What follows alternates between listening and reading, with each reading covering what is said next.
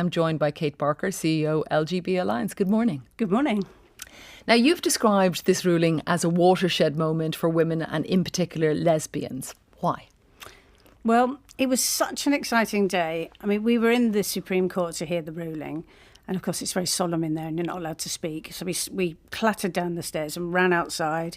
People were hugging each other and cheering. There was laughter. Somebody cracked open the champagne, which was always great. But I think, honestly, the overriding sense was of relief. Why? Well, I don't think people understand just quite how tough it's been for lesbians over the last 10, 15 years. I really would characterise it as a kind of a dark age for lesbians. And the reason for that is that the LGBTQ plus lobby groups have been encouraging men to self-identify as lesbians, and those men just haven't taken no for an answer in terms of trying to access women's spaces, women's support services, women's social groups. So it's been really, really difficult.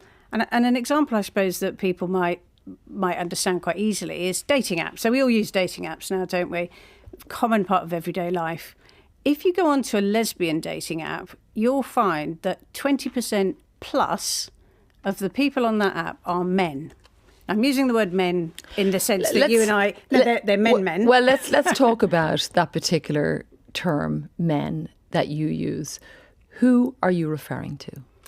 I'm referring to all male people. Are you also referring to those who identify as trans women? I am. Why? Well, I think the dating app is a good example of why. So consider the dating app, a lesbian dating app that's full of people, however you want to describe them, that are born male and they're male-bodied. Now, I'm a lesbian and I go onto that dating app, my criteria is, well, I would prefer to meet somebody without a penis because I'm a lesbian. If I go onto the app and I try to set up my profile and say, I'd like to meet somebody, I don't know, female, or somebody who's a biological woman, a real woman in my mind, I'd be booted off the app and the man would be allowed to stay. And the reason for that is that my position would be considered bigoted and unkind and transphobic, but most importantly, it would be considered to be not inclusive. And I think that's just worth looking at for a second. So me and other women as lesbians will assert our boundaries, and that boundary will exclude male people from our dating pool. But that position in and of itself is deemed to be a transphobic position. Now that's the same, we represent lesbians and gay men, but it's the same thing is happening for gay men as well, that if you assert your exclusive same-sex orientation, well, homosexuality, that is considered to be something which is not inclusive and which is bigoted and transphobic. So that's why we, as an organisation, were celebrating and cracking open the champagne, because it allows us to. We can't do our work as an organisation that supports same-sex attracted people unless we can clarify what does sex mean. Well, let's talk about a few of these aspects, and some, of course, that are listening may find what you're saying very offensive. Do you ever use the term trans woman? Oh, yes, I would do. I mean, I prefer to say trans-identified male, and that's not to insult or upset anyone, but we've seen polls which show that 30% of people, the British population, don't know what a trans woman is. They think that's maybe a woman that's transitioning to a man. So clarity is important. With the people that this will affect, they know what that word would mean. For the people that disagree with your point of view, for example. So you're arguing that a biological male can never be a lesbian. There are some trans women, as you know, that say they are lesbians. What would you say to them? Oh, stop it. It's just ridiculous.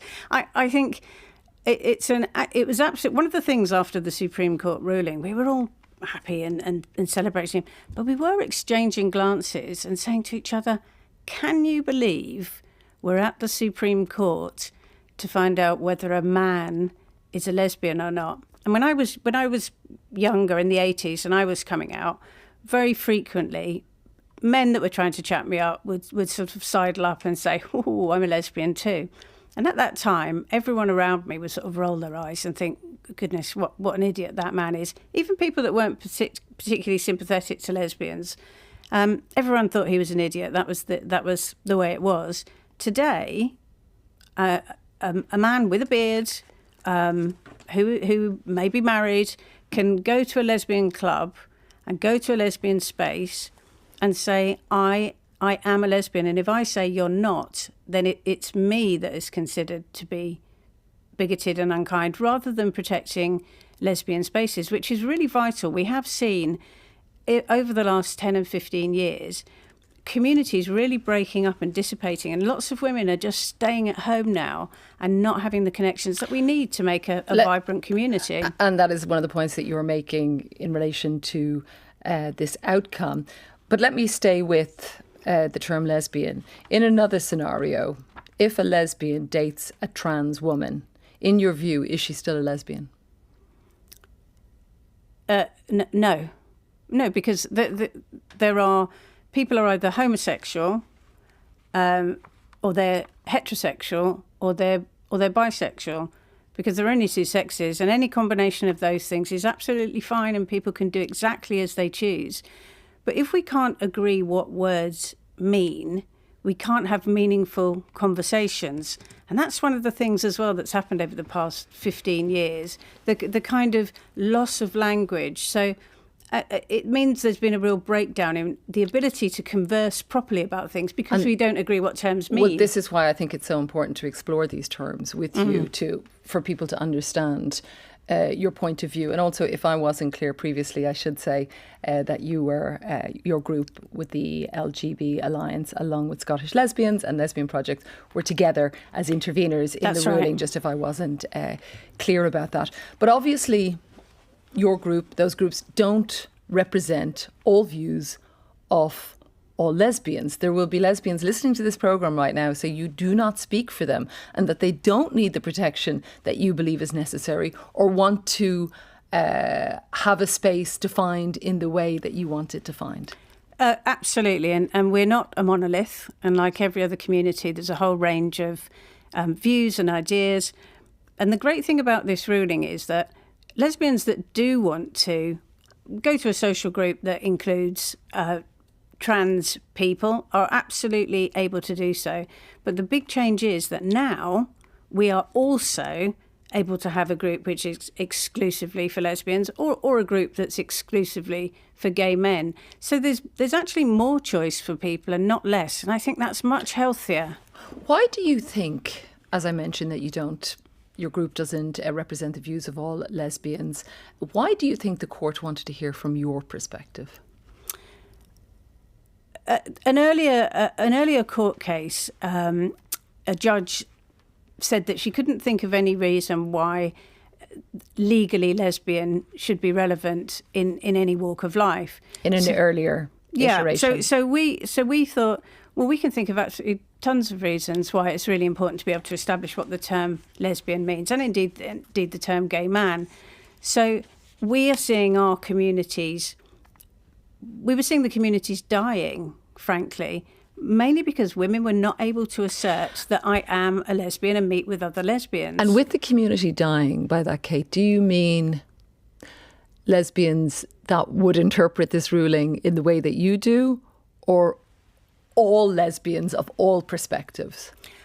I think all lesbians, because some things became unsayable, and there was a very dark atmosphere where lesbians felt less than within the LGBTQ plus community, even if they attached themselves to it. I mean, I think it's interesting that the LGBTQ lobby seems to have a newfound interest in lesbians. I've seen a lot of discussion about the sense that lesbian women will now be discriminated against in toilets, for example. I've seen that used as an argument. So let me just flesh that out for people that aren't familiar with it. Some are disappointed with the ruling. They've said it will increase the harassment of so-called butch lesbians in single-sex spaces. Kate Harris and Bev Jackson, who started LGB Alliance back in 2019, did it partly because the legacy gay rights charities have absolutely forgotten that lesbians even exist. And the reason they're so interested in the plight of butch lesbians now is because they think it's a gotcha that they can use in order to claim that this law is far too complicated and difficult to apply, which it isn't. But let's talk about that specific example. I know you're referring to the point of LGB Alliance and a gotcha moment, but what do you think? That it could increase the harassment of so-called butch lesbians in single-sex spaces? I don't think that's the case at all. Why are you not concerned? Because they're talking about people that could be viewed in some ways as more butch or more masculine within a single-sex space for biological females. Because I don't believe it's going to happen. I mean, you Why? had Robin Moira White on earlier last week. Yeah. I've met Robin. He's a very tall person, over 6 foot, extremely broad, has an extraordinarily deep baritone voice. He told you that he's been using women's toilets for decades and no one has ever challenged him. So it seems to me surprising that all of a sudden women with short hair are being hauled out of toilets. I just don't believe it. I think it's being whipped up from nowhere. And what about those that might say that you're just ignoring that aspect to make your case? That's absolutely not the case. As somebody who was, we didn't even call it that in those days, but misgendered, when I was younger, if I asked somebody where the toilets were, I was very often pointed at the gents. And I'd say, oh, no, but I'm a girl. And they'd look at me and say, oh, I'm sorry. And we'd both be a bit embarrassed and laugh. And that would be the end of it. Because over millions of years, we've evolved enough to be able to identify who is male and who is female. When you come face to face with somebody and you talk to them and you have an interaction and their body language, you know. So I think it's a very, very small problem. Robin uses the pronouns she and her. You will have heard LGB Alliance has been called anti-trans, trans-exclusionary, a hate group. I think you're referring to some of that a little earlier as well. How do you respond directly to that?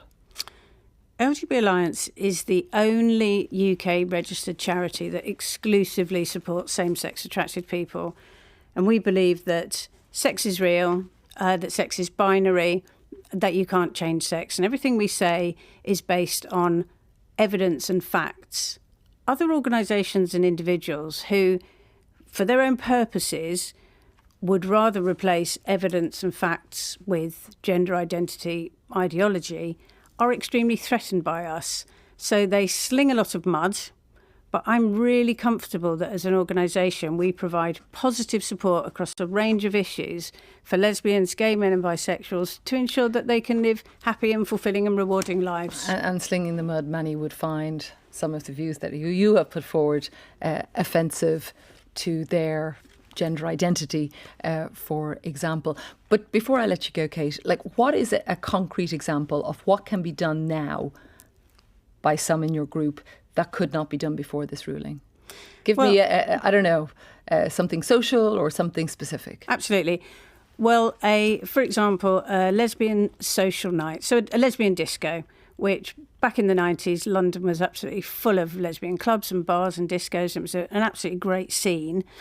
But we haven't been able to do that for 15 years because if you tried to set it up, and it had to be set up secretly on a secret WhatsApp group, and the venue wasn't released until hours before the event took place, because the organiser would be reported as being transphobic and it would be shut down because it was not an inclusive event, i.e., if a lesbian event did not include men, that was reason enough to shut it down. And we say our key point in our intervention was lesbians must be allowed to gather together without men present. So that's what we're looking forward to doing. We're looking forward to gathering together without men present, and sometimes with men present, because, we're a lesbian, gay and bisexual organisation. Let me leave it there. Thanks to Kate Barker, CEO, LGB Alliance.